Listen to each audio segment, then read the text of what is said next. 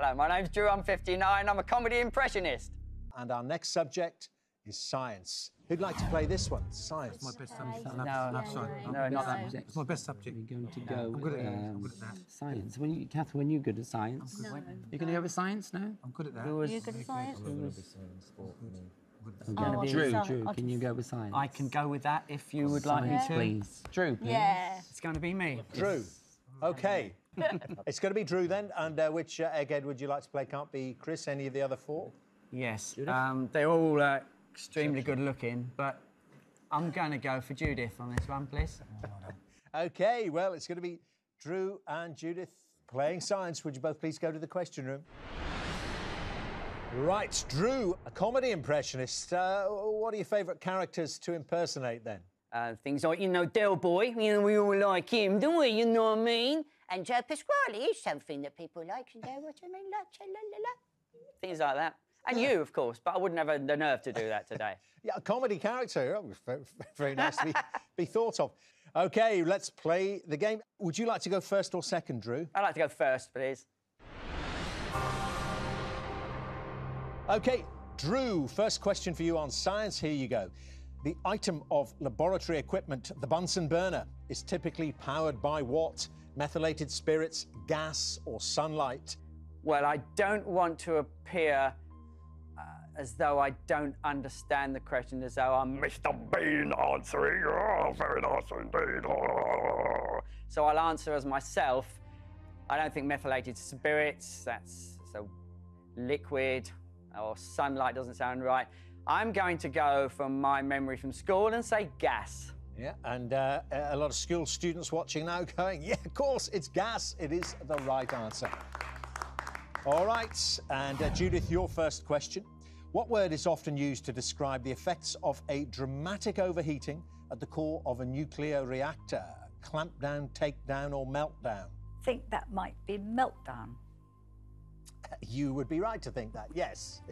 It's the right answer. OK, all square. Drew, NASA's NEMO project, which provides participants with an experience similar to space exploration, takes place in a research station in what type of environment? Is it underwater, in an igloo, or up a tree?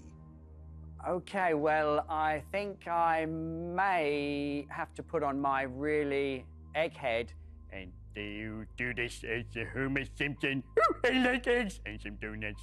I think Homer would probably go up a tree, but I'm not going to go there. And an igloo, no, not so sure. I'm going with the Nemo as underwater. Yeah, there's so many clues there, aren't there, with Nemo, obviously, and just damn logic. I mean, up a tree. Yeah. If it was a very tall tree, I suppose a redwood or something, might be getting a bit closer to a different atmosphere. It is, of course, underwater. Well worked out, Drew. I think even Homer would have got that one. OK, Judith.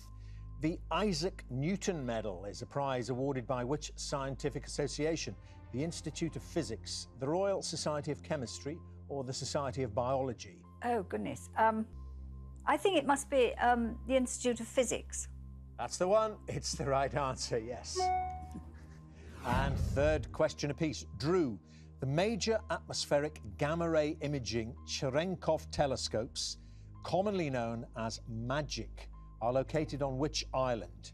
Sicily, La Palma, or Malta?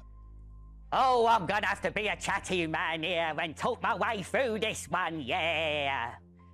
I'm looking at something quite high, maybe where there's more open sky. They're all very similar. My gut feeling is that this is La Palma. OK, La Palma. It's the right answer, Drew. Oh. You've worked it out. We'll get some more on this from the Eggheads. Was Judith, your third question to try to stay in it. Bones in which area of the body are affected by Blount's disease? Lower leg, shoulder, or wrist? Oh, I'm going to say wrist. OK, wrist for Blount's disease.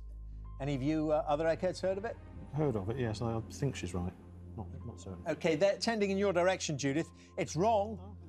It would have been good if it had been in the final round. It's the lower leg. That's the one I'd at least gone for. Oh, OK, well, that's honest of you to admit it. So even if I give you 2 goes, you would have been out.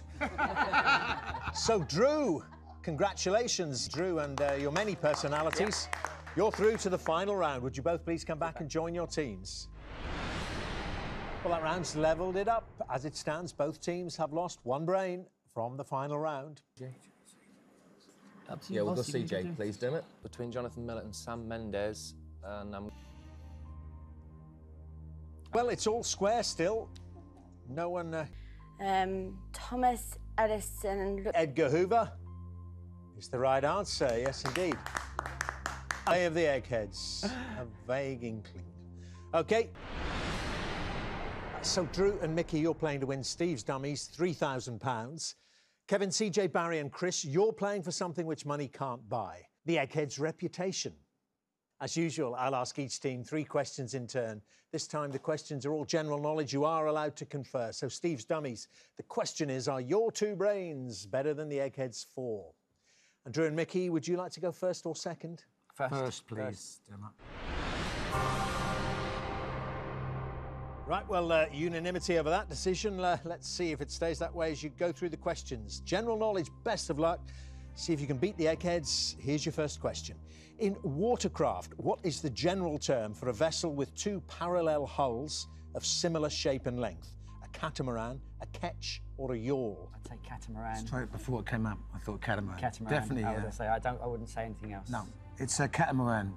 OK, straight in with catamaran and the right answer. One to Steve's Dummies. They're both off the mark there. Second question then for Steve's Dummies.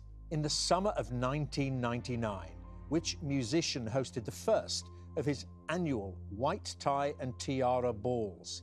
Mick Jagger, Sting, or Elton John? Any idea? I would go for Elton John.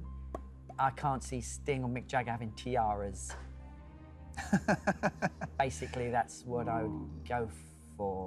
Yeah, what are you thinking? I mean, Mick Jagger, I don't. He wasn't changing what he was doing. Sting has sort of gone a little way away from the music. He 1999, though. He's the tiara man. It's got to be Elton John. It's got to be Elton John, Demo. OK, got to be Elton John? It is, yes, you're right. White tie and tiara balls. OK, you've got 2, and Eggheads, your second question. To the money, third question. A really crucial question, this one. Let's see if you can get this and have a shot at the money. In the United Kingdom, Armed Forces Day is usually observed on the last Saturday in which month? February, June, or October? Armed Forces Day. I don't know. I'm trying to put... D-Day is June, so I don't know if any relation to that. D-Day, I don't know. I can't put any logic into it. I'm just thinking it's October. No, I can't put any logic to it. I just think... Gut feeling. My gut feeling is October. You take the call.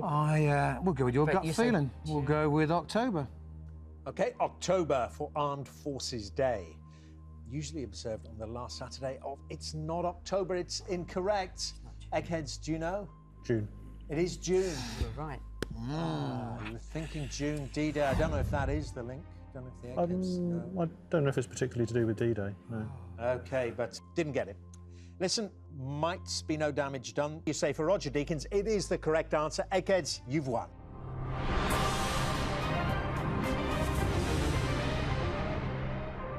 Well, bad luck, Steve's Dummies. Apart from the fact there were 6 of you here, you still didn't manage to do it. But no, listen, bad luck. Thank you very much indeed for such an entertaining edition of Eggheads. We've had a good few laughs along the way here. It wasn't to be on the day. Hope you've enjoyed yourselves, and I'm sure it's going to be chuckling all the way home. Thank you very much indeed for playing the Eggheads today. Well done, well done. But those Eggheads have done what comes naturally to them again, and they still reign supreme.